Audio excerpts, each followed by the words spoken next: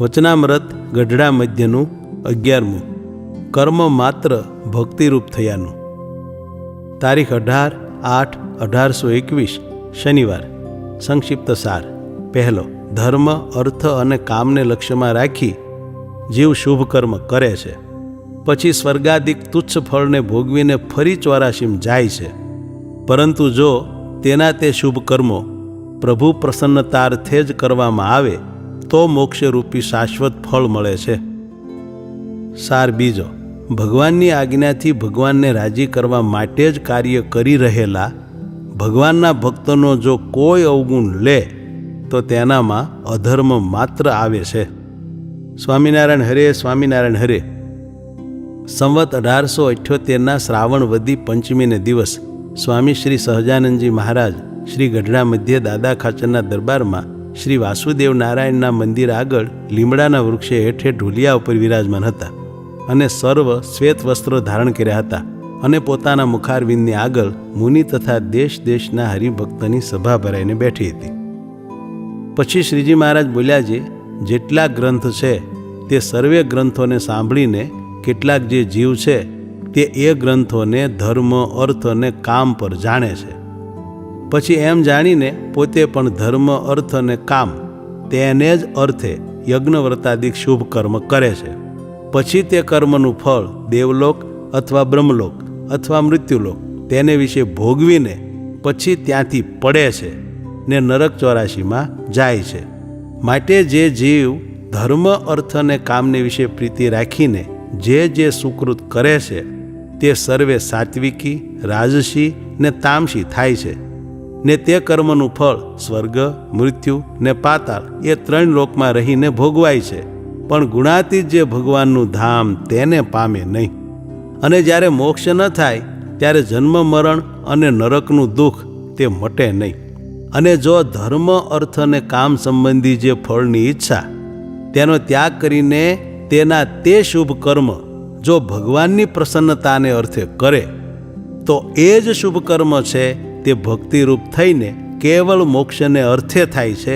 ત્યાં શ્લોક છે જે આમયો એન ભૂતાનામ જાયતે યશ્ચ સુવ્રત તદેવ યામયમ દ્રવ્યમ ન પુનાતિ ચિકિત્સિતમ એવં નૃણામ ક્રિયા યોગા સર્વે સંસ્કૃતિ હેતવઃ ત એવાત્મ વિનાશાય કલ્પંતે કલ્પિતા પરે.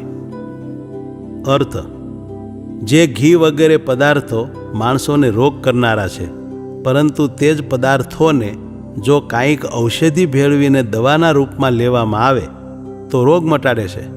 તેમજ ક્રિયાકાંડ માત્ર જન્મ મરણના હેતુ છે. પણ જો પરબ્રહ્મની પ્રસન્નતા માટે જ તે કર્મ કરવામાં આવે તો મોક્ષ દેનારા થાય છે. એ શ્લોકનો પૂર્વે વાત કરી એ જ ભાવ છે. માટે એ વાર્તા છે તે સુધી અટપટી છે. તે જો પૂરી સમજાણી ન હોય તો ભગવાનના ભક્ત હોય તેનો પણ સર્વ અજ્ઞાની જીવના સરખો દેહનો વ્યવહાર જોઈને તે ભગવાનના ભક્તનો અવગુણ લે, તેણે કરીને અવગુણનો લેનારો નારકી થાય છે. અને ભગવાનના ભક્તની ને વિમુખ જીવની ક્રિયામાં તો ઘણો ફેર છે.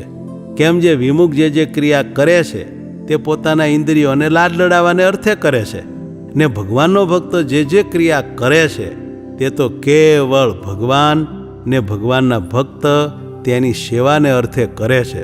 માટે હરિજનની જે સર્વે ક્રિયા તે તો ભક્તિરૂપ છે. અને જે ભક્તિ છે તે તો નૈષ્કર્મ જે જ્ઞાન તે રૂપ છે. માટે હરિજનની ક્રિયા છે તે તો સર્વે નૈષ્કર્મરૂપ છે. ત્યાં શ્લોક ભગવદ્ ગીતાનો છે. કર્મણ્ય કર્મ યહ પશ્યે દકર્મણી ચ કર્મ યહ સ બુદ્ધિમાન મનુષ્યેષુ સ યુક્ત કૃષ્ણ કર્મકૃત.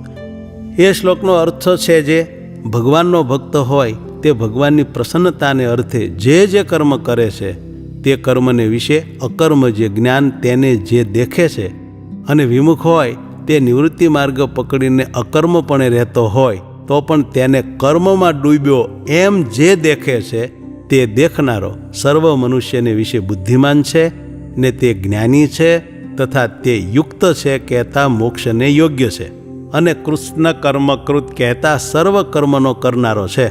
માટે ભગવાનની આજ્ઞાએ કરીને ભગવાનની પ્રસન્નતાને અર્થે ભગવાનના ભક્ત જે કર્મ કરે છે તેનો કોઈ રીતે અવગુણ જો લે તો તેના હૃદયને વિશે કુટુંબે સહિત અધર્મ આવીને નિવાસ કરે છે. ઇતિ વચનામૃતમ ગઢડા મધ્યનું 11મું વચનામૃત થયું.